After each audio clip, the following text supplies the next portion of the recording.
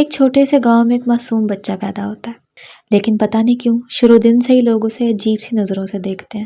جب وہ کھیلنے کے لیے باہر نکلتا ہے تو دوسرے بچے ایک ہی بات کہتے ہیں: تم ہمارے ساتھ مت کھیلو، تم الگ کو۔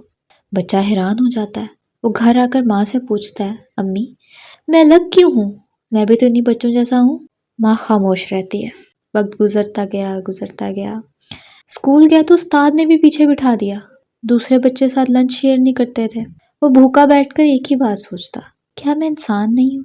کیا میرے سینے میں دل نہیں؟ جوان ہوا تو مزدوری کرنے لگا، پسینہ بہایا، محنت کی، لیکن جہاں بھی کام مانگنے جاتا لوگ ایک ہی بات کہتے: تمہیں ہم نوکری نہیں دے سکتے، تم ہمارے کام کے نہیں ہو۔ وہ رات کو اللہ سے کہتا: یا اللہ، یہ کون سا جرم ہے جس کی مجھے سزا مل رہی ہے؟ میں نے کون سا ایسا گناہ کیا ہے کہ ہر جگہ سے دھتکارا جا رہا ہوں؟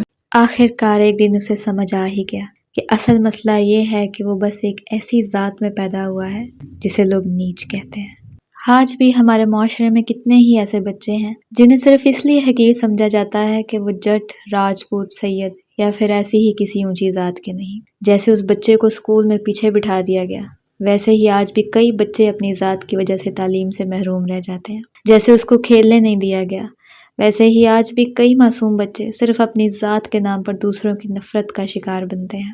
جیسے اس نوجوان کو نوکری نہیں ملی، ویسے ہی آج بھی ہزاروں لوگ صرف نام اور ذات کی وجہ سے رزق کے دروازے بند دیکھتے ہیں۔ حتیٰ کہ رشتے اور شادیاں بھی ذات اور برادری دیکھ کر کی جاتی ہیں۔ یہ سوچ کہاں سے آئی؟ یہ اسلام کی تو نہیں، حال پتہ ہندوؤں کے مذہب میں ضرور ہے، جہاں چھوت اچھوت کا تصور تھا۔ افسوس کی بات تو یہ ہے کہ وہی سوچ آج مسلمانوں میں رچ بس گئی ہے۔ کوئی کہتا ہے میں راجپوت ہوں، کوئی کہتا ہے میں جٹ ہوں، کوئی کہتا ہے میں بٹ ہوں، اور اس بات پر غرور کرتے ہیں۔ اللہ تعالیٰ تو قرآن مجید میں فرماتا ہے: اے لوگو، ہم نے تمہیں ایک مرد اور ایک عورت سے پیدا کیا اور تمہیں قوموں اور قبیلوں میں اس لیے بانٹا کہ تم ایک دوسرے کو پہچانو۔ بے شک اللہ کے نزدیک سب سے زیادہ عزت والا وہ ہے جو سب سے زیادہ پرہیزگار ہے۔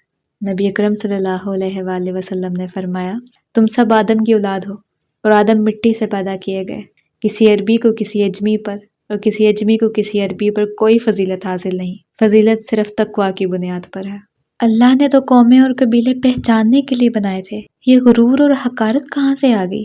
جب اللہ کے نزدیک ذات کی کوئی اہمیت نہیں تو ہمارے نزدیک ذاتوں کی اتنی اہمیت کیوں؟ میں راجپوت ہوں اگر تو اس میں میرا کیا کمال ہے؟ کوئی جٹ ہے اگر تو اس میں اس کا کیا کمال ہے؟ یا کوئی نیچ ذات کا ہے اگر تو اس میں اس کا کیا قصور ہے؟ کیا کوئی بچہ ماں کے پیٹ میں یہ فیصلہ کرتا ہے کہ میں اس ذات یا اس خاندان میں پیدا ہوں گا؟ فرقہ بندی ہے کہیں اور کہیں ذاتیں ہیں، کیا زمانے میں پنپنے کی یہی باتیں ہیں؟ اگر ہم نے آج اپنی سوچ نہ بدلی تو ہر آنے والی نسل ایسے ہی زخم کھائے گی جیسے اس بچے نے زخم کھائے۔ ذات میں کوئی کمال نہیں، کمال تو صرف ایمان اور کردار میں ہے۔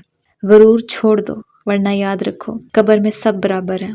وہاں نہ راجپوت ہوگا، نہ جٹ ہوگا، نہ بٹ ہوگا، نہ کوئی سید ہوگا۔ وہاں صرف وزن ہوگا تو تقویٰ کا ہوگا۔ آؤ اپنے دلوں کو بدلیں، انسان کو اس کی ذات سے نہیں بلکہ اس کے ایمان اور اخلاق سے پہچانیں، کیونکہ اللہ کے نزدیک عزت صرف نیکوکار کے لیے ہے۔